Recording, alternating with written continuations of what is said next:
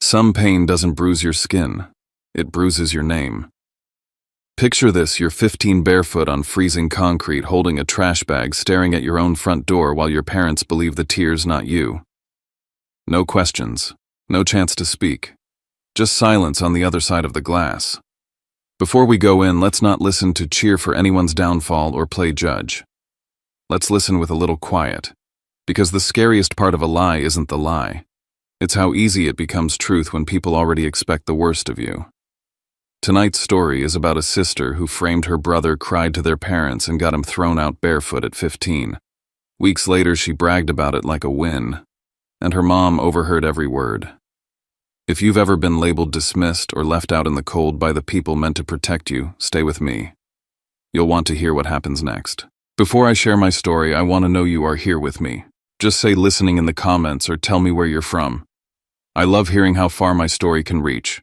Sometimes even the smallest connection can make a story feel heard. Thank you.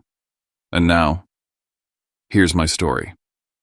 If you've ever been the scapegoat in your own family, go ahead and subscribe, because I tell the kind of stories people try to bury, and I'm not doing it for drama. I'm doing it so nobody feels crazy for surviving what happened behind closed doors. My name is Crosby Vance, and this is the night my sister erased me. Every time the Kansas wind turns sharp and dry, something in my bones remembers.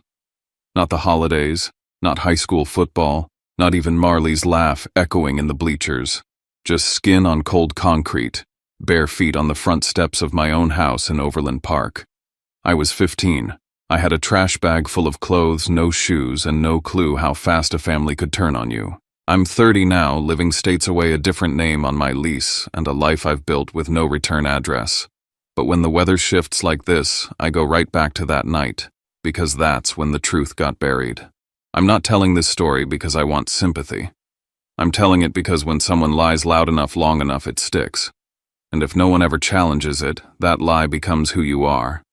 That's what happened to me. We were the Vances of Overland Park. Yard trimmed weekly, driveway power washed every Saturday, matching church outfits every Sunday morning. A family straight out of a Hallmark brochure if you didn't look too close. Behind the curtain, things moved by different rules. My dad Harlan believed respect was non-negotiable, but only in one direction. Once he decided something, any attempt to explain yourself became talking back. My mom, Marjorie Marge to her friends, kept the peace by siding with Dad even when it cut her own kid in half. And Delaney. She was the golden child. 2 years younger. Big eyes, easy tears. Knew how to fold a story just right to fit the shape of whatever adults needed to hear. At 15, I wasn't a troublemaker. I worked odd jobs around the neighborhood, cutting grass, babysitting, raking leaves. I kept a little blue notebook where I logged every dollar I earned and saved. I had a plan to buy my own laptop and maybe help cover the cost of debate club trips. People like Mrs. Donnelly, the retired teacher down the street, would ask for me by name. She always said I was the kind of kid this place needs more of. But at home, none of that mattered. Delaney could spill soda on the carpet and they'd call it just an accident. I left the mower in the garage one afternoon and Dad launched into a 10-minute lecture on laziness and shame. I was never angry about the praise Delaney got. I was angry that I had to be perfect just to stay out of trouble. Looking back now, I can see the signs subtle at first. Delaney started asking where I kept my money. Joking, but not really. You don't just leave it under your bed, right? Or what if someone broke in and found your stash?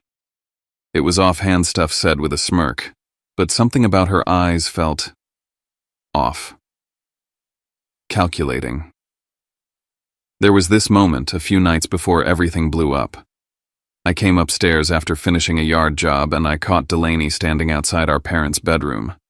She was holding her phone but wasn't texting, just standing, like she was waiting for something.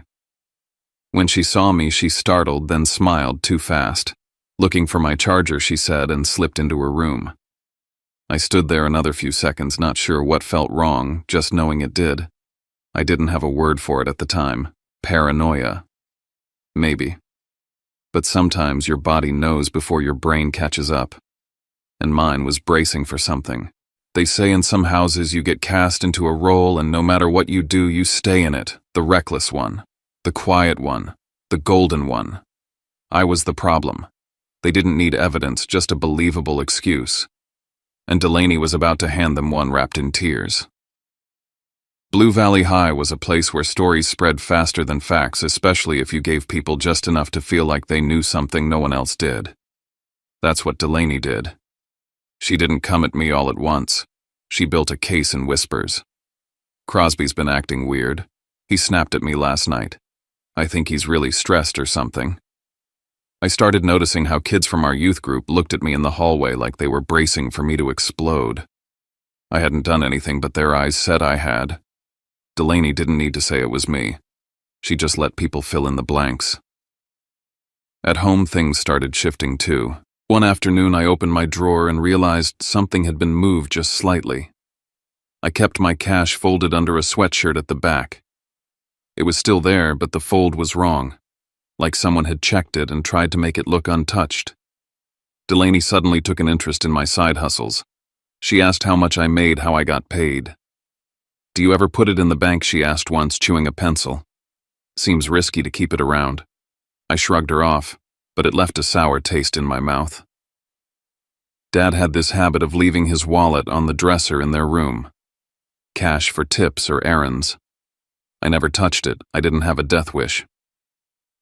But one night I overheard Delaney in the kitchen with Mom. I wasn't trying to eavesdrop, I was just heading downstairs for water. I heard her say, "I don't want to make this a thing," but I saw Crosby going through Dad's stuff. I stopped cold. Mom didn't ask for proof.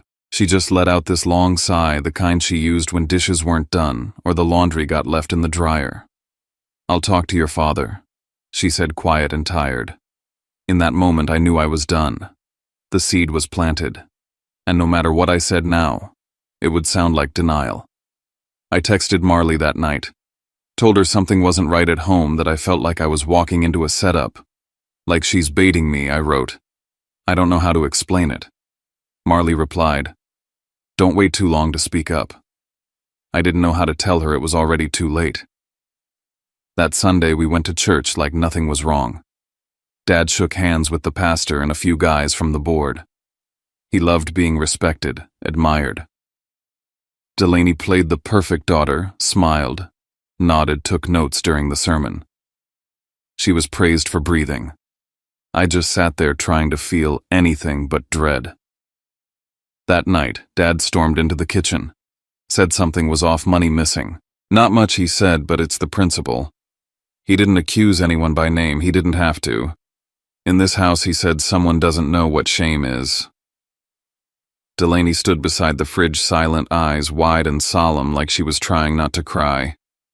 That silence screamed guilt, but not hers. I tried to stay calm, said I hadn't touched his wallet, that I was saving for school stuff. He looked at me like I'd just confessed to murder. Later that night, I sat in my room with my old laptop open, downloading music. I probably shouldn't have been downloading anything to feel normal. I heard murmurs outside my door, footsteps pausing, the kind of quiet that doesn't feel accidental. And then nothing. The house went still. I lay there, frozen under my blanket, heart pounding in my throat. I knew if they walked into my room right now and found something, anything, I wouldn't be able to prove. It didn't come from me. That's the curse of being the problem. You don't get the benefit of the doubt. You get the sentence, no trial. Somewhere around midnight, I heard the soft creak of their bedroom door, then footsteps coming fast down the hall. My doorknob turned, hard, like someone had been waiting for the moment I let my guard down, and that's when I knew I wasn't going to survive the night with my name intact. It was just past 11 when it started. I was in my room, hunched over my old laptop, finishing up a history worksheet and half watching some grainy YouTube video. Nothing out of the ordinary, just trying to feel normal, like the house around me wasn't breathing something sour. Then the door slammed open. Not just opened, slammed. It hit the wall so hard the frame shook. My dad stormed in like he'd just caught me with a lit match in a gas station. My mom was right behind him, tight-lipped, arms folded. And there at the edge of the hallway, framed by yellow light, was Delaney. She was crying. Shoulders shaking, hand gripping the doorframe like she might collapse from the weight of her own sobs. "He took it," she choked out. "He went through your wallet, Dad." I saw him. My brain didn't even process the words right away. I looked between them. Mom's mouth a straight line, Dad's fists already clenched, and I froze. What are you talking about? Dad didn't answer. He was already moving. My backpack got yanked off the chair and dumped on the floor. My dresser drawers flew open, clothes tossed out like they were on fire. I stood up, palms raised, words scrambling out of me. Wait, what is happening? What are you even looking for? He didn't say a word. He just grabbed my pillow, ripped it off the bed, and shoved his hand underneath. And that's when he found it. A wad of crumpled bills, 20s, 10s, 5s, smashed flat like someone had jammed it down fast and messy. He held it up like a dead rat. You think I wouldn't notice? My breath left me, not because it was there, because I knew exactly what was happening. I looked at Delaney, and for a split second her face slipped. Her lips twitched. Not fear, not guilt. Satisfaction. She caught herself fast and ducked her head like she was ashamed, but I saw it. I didn't put that there, I said, voice steady. You know I didn't. Dad ignored me. That money was in my wallet yesterday. You think I just forget where I leave things I've been saving? Ask Mrs. Donnelly. Ask anyone I work for. I don't need to steal from you. I looked to my mom, begging her with my eyes. You know I wouldn't do that. She didn't meet my gaze, just stared at the floor like it was easier than seeing me beg. Delaney sniffled. I didn't want to say anything, but I saw him. And I got scared.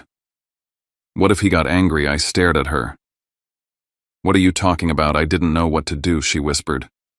He was acting weird all week. What if he hurts someone? That landed like a punch. No, I said, stepping back like I could distance myself from the lie. That never happened. I've never touched you. I've never even yelled at you. But it didn't matter. Dad's face changed, switched tracks like a train. This wasn't about the money anymore. Now it was about his daughter being afraid. He moved fast. Get out, he said, voice low and final. What, you heard me. Pack your things. I didn't take anything. You lied to us. You made your sister feel unsafe in her own home. I turned to my mom again, like maybe she would finally speak up, but all she said was, you need to leave Crosby. It was like the sentence had already been typed, printed, signed. Dad grabbed a black trash bag and started shoving my things in it. Shirts, socks, whatever he could grab. He didn't check if it made sense. It wasn't about sending me away with what I needed. It was about getting me out fast. He tossed the bag at me, then my backpack. Then he grabbed my arm and marched me down the hallway like I was a thief caught in the act. Delaney followed, silent now. Right before we hit the door, she leaned in, close voice, barely a whisper. They were always going to believe me. At the threshold, I reached for my shoes by instinct.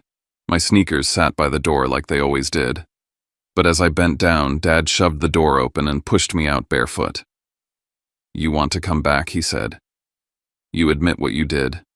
You apologize to your sister. I stood there stunned. I didn't do anything. You're letting her lie to you. He slammed the door shut. And that was it. I stood on the porch with a trash bag and a half-zipped backpack, cold concrete biting into my feet.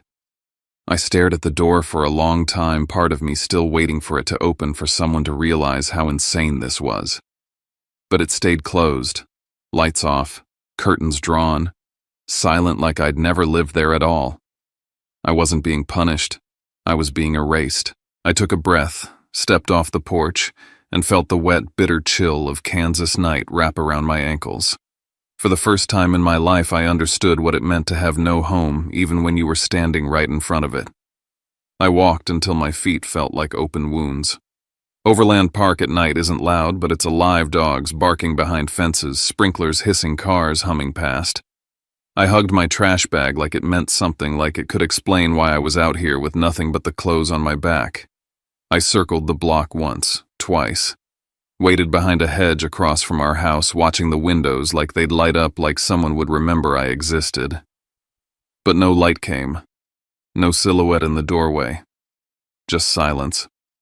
I thought about sleeping in the park, but the benches were damp, the air sharp. and if a patrol car passed, I'd have no explanation. No ID, no shoes. So I started walking toward Marley's house. I didn't know if she'd even be awake, but I knew she wouldn't ask questions right away. When she opened the door and saw me barefoot damp dragging a garbage bag behind me, her mouth opened like she might say something. But she didn't. She stepped aside. She didn't press. Just handed me a blanket and a Tupperware of leftover spaghetti. Her living room smelled like cinnamon and laundry. The floor was hard, but it was warm, and the quiet wasn't angry or heavy, it was safe. I tried to explain what happened, but the words came out scrambled. They didn't even ask. They just believed her. She cried, and that was enough. Marley sat beside me and didn't say I told you so, didn't offer empty hope. She just sat.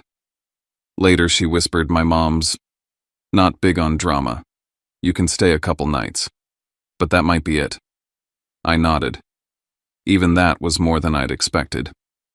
The next morning, her mom drove us to school early before neighbors could see. I shoved the trash bag deep into the trunk, hoping no one would notice. I hadn't showered. My hoodie reeked of sweat and sleep. Every hallway I walked through felt like it stretched forever. In class, people looked at me different. Not shocked like they already knew. Like they were waiting to see if I'd snap. When I sat down in English, a girl slid her purse away and whispered to the guy beside her, just in case. At lunch, I approached my homeroom teacher to ask if he could help me call my parents, maybe straighten things out. His face tightened. They've already been in touch. Said you're going through something. I didn't know what that meant, but I could guess. Whatever version they told it was winning. By day 3, Marley's living room felt smaller. Her mom caught me alone and said kindly but firmly, "We're not set up to take care of another kid.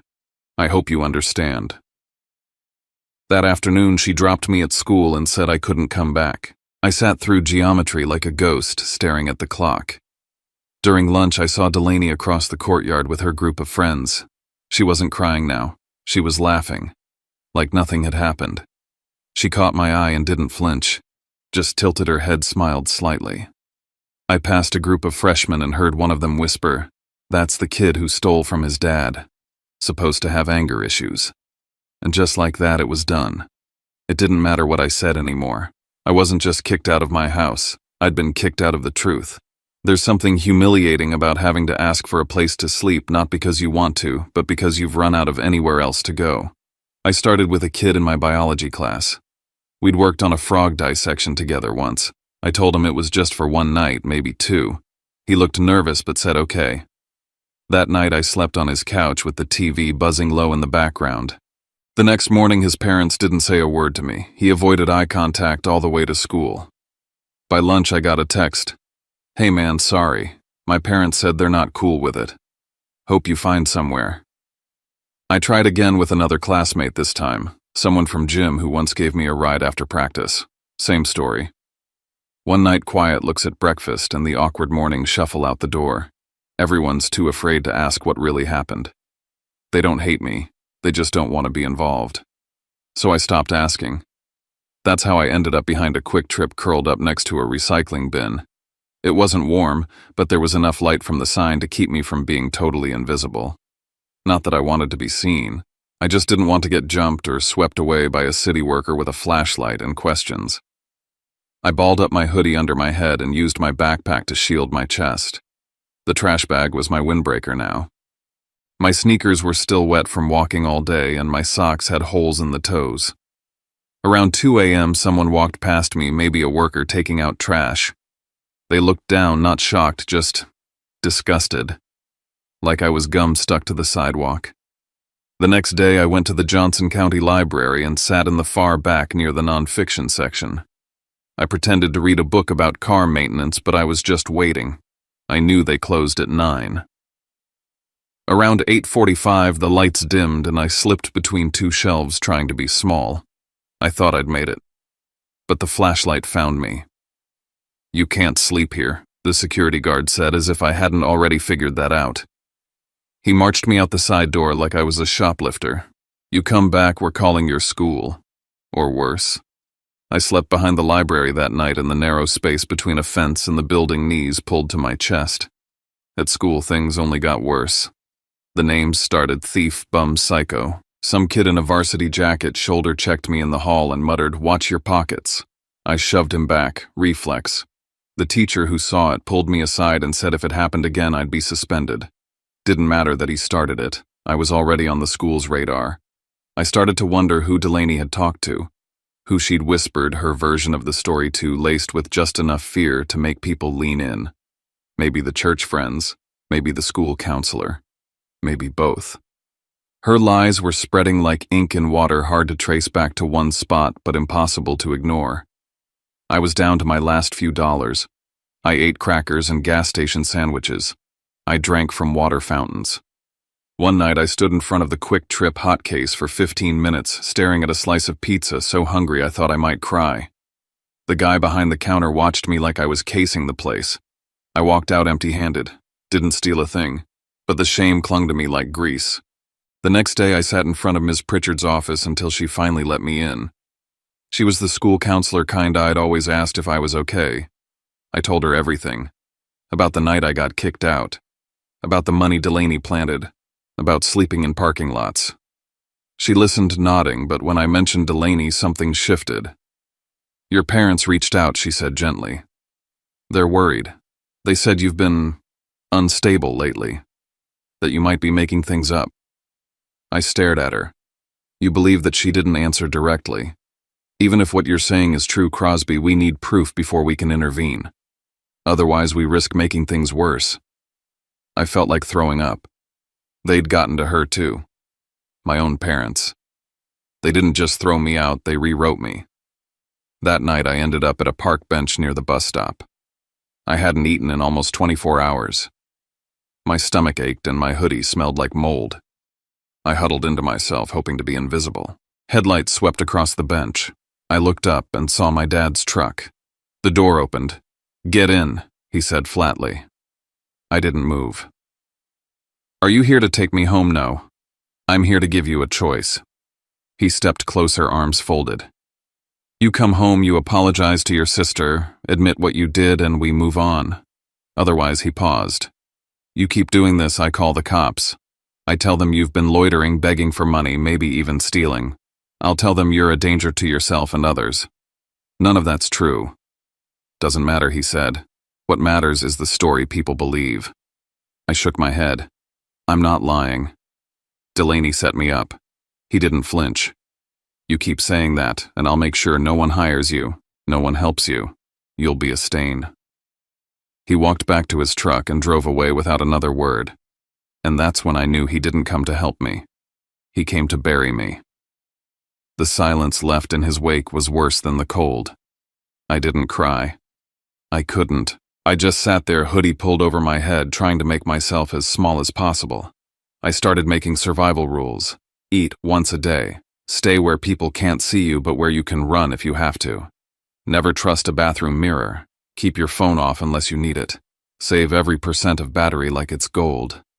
A few nights later, I was back behind the Quick Trip, tucked between two dumpsters. The smell was awful, but it was hidden and dry. I was halfway asleep when I heard footsteps. I tensed, heart pounding. Then I heard her voice. "Wow," Delaney said. "You really are living like a raccoon." She was standing there, dressed in her usual polished layers, holding a bottle of Gatorade like it was a cocktail. "This is sad, Crosby, but not surprising." "What are you doing here?" I asked, standing up too fast, head spinning. She shrugged. "Just wanted to see how long you'd last." I stared at her. "Why, because I can," she said plainly. "Because everyone already thinks you're dangerous, unstable. I just gave them what they were waiting for." I felt sick. "You actually planned this." "Oh, come on," she scoffed. "You were never the favorite.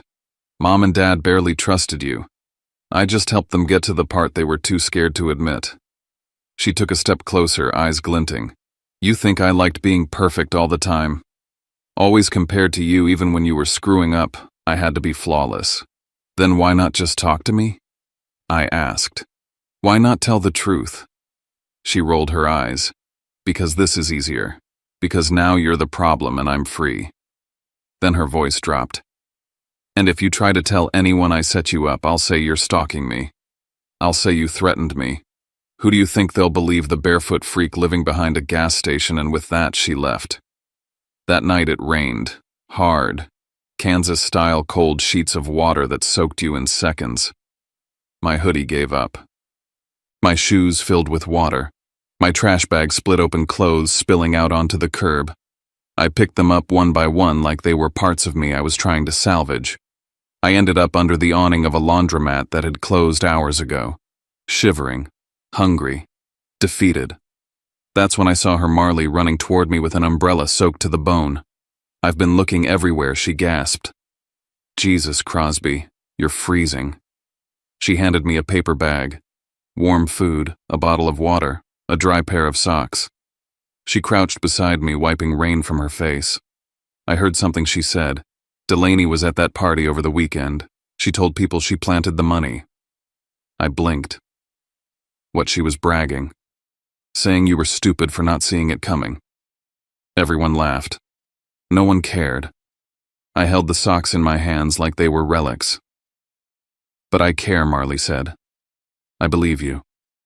And if we can find someone else who heard it, maybe we can start undoing this." The rain had started to slow.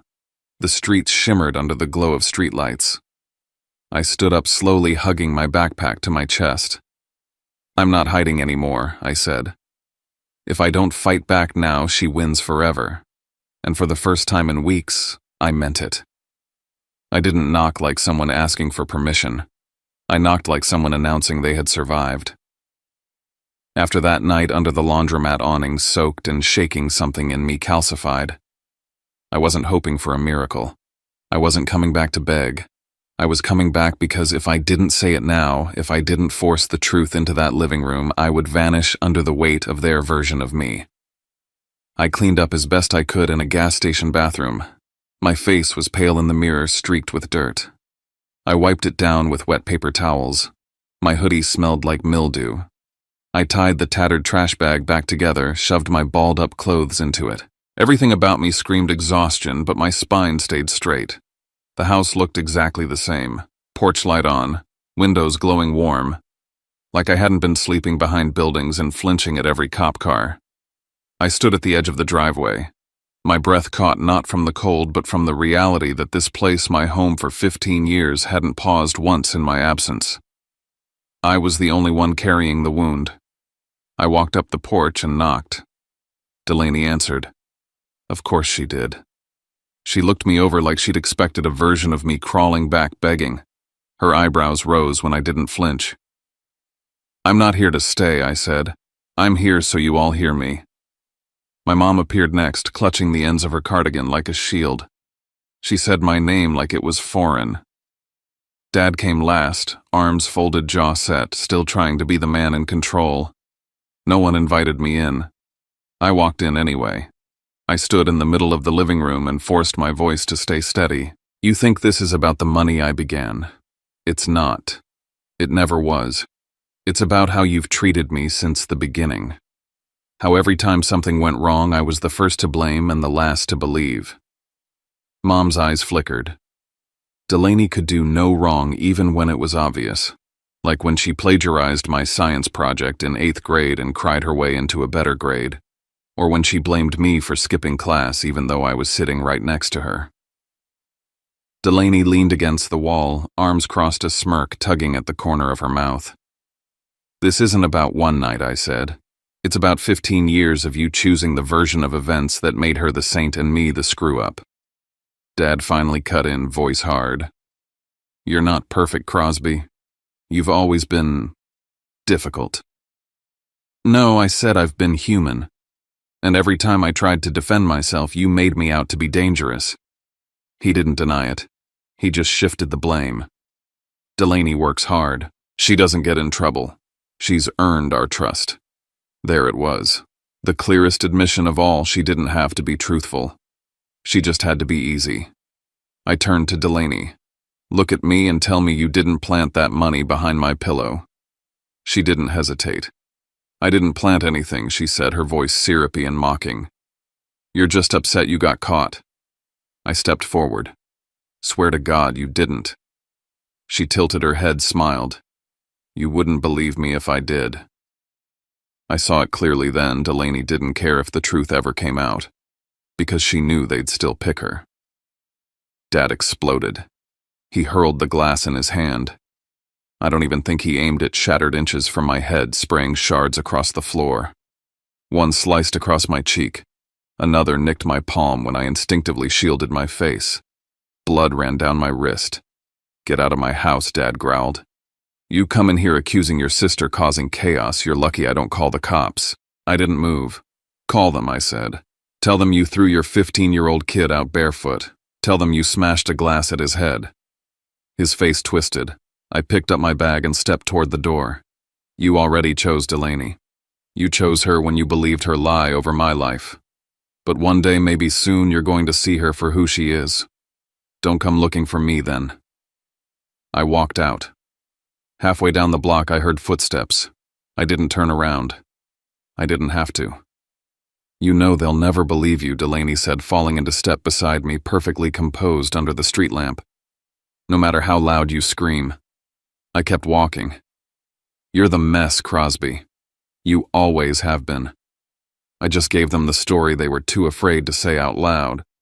Then she said it. I planted that money because I knew they'd believe it. Because I knew they wanted to. I stopped.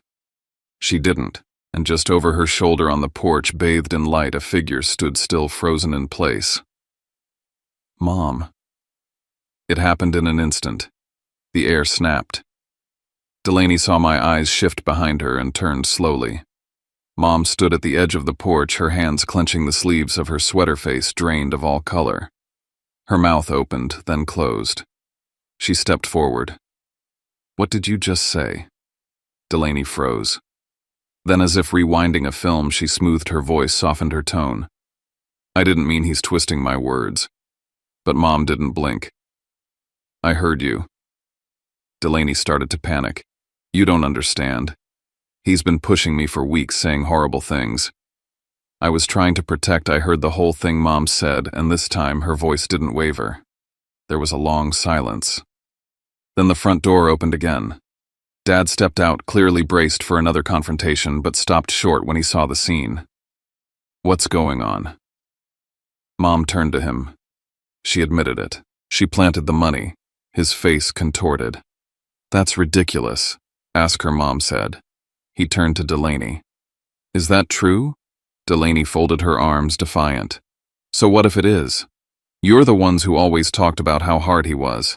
How much easier life was without him around. The mask cracked. She didn't even try to lie anymore. She blamed pressure, expectations, said she had to be perfect, and that I made her life hell by simply existing. And you believed it? I said, stepping closer. You believed her without question. You threw me out barefoot. You let me be humiliated, starved, scared. For what? To protect your illusion of a perfect family. No one answered. I've been sleeping behind gas stations, I said. I've been chased out of libraries, treated like a criminal in school, lied about, laughed at. You didn't just pick the wrong person to believe. You destroyed a kid because he was inconvenient. Mom flinched. You want to fix it? I asked. Then do it right. Tell the truth. Publicly. On Facebook. In your church groups. In the family chats.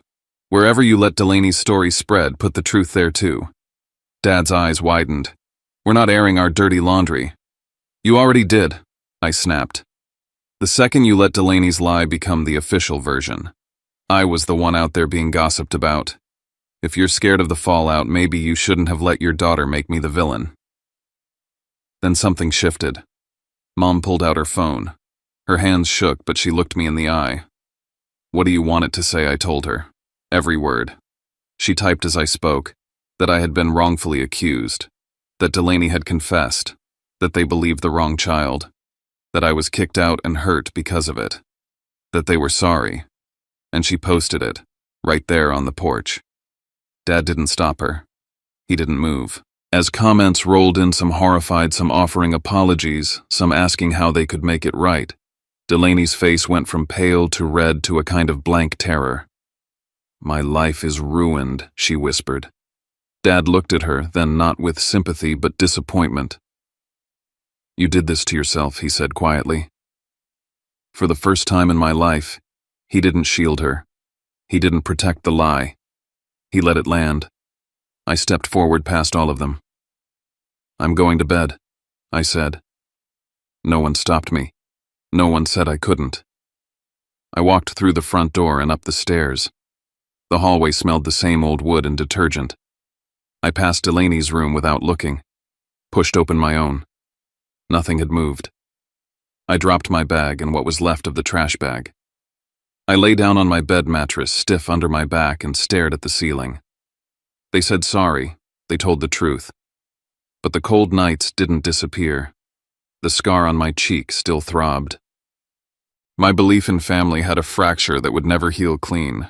Still, I was home. Not because they welcomed me, but because I took my name back. And this time, they heard me. I used to think family meant safety meant home. But the truth is, sometimes the people who raise you are the same ones who teach you how to survive without love. What happened to me wasn't just a betrayal, it was erasure. I was erased from my own story, rewritten as the villain in a narrative I never asked to be part of. But I fought to take it back, word by word, truth by truth. And now I know being believed isn't a gift, it's a right. I wish I could tell you that hearing the truth fixed everything. That one confession stitched the years back together. It didn't. What it did was give my name back to me, and sometimes that's the first kind of healing a person gets. We don't always choose the families we're born into, but we do get to choose what we carry forward, what we repeat, what we refuse, and what we finally set down. If there's anything this story leaves with us, it's that people are complicated and damage doesn't always look dramatic while it's happening. Sometimes it looks like a closed door, a quiet room, a kid standing outside in the cold, and a whole neighborhood deciding that's just who he is. So if you've ever been misunderstood, labeled, or left behind, I hope you heard this and felt a little less alone. And if you'd like to be part of a space where stories get heard without shame, I'd love for you to subscribe, not as a favor to me, but as a way to join this little community of listeners and sharers. And if you want, leave a comment, even just a simple "I'm here" or "where you're listening from." I read more than you think. Thanks for spending this time with me. Take care of yourself, and I'll see you in the next story.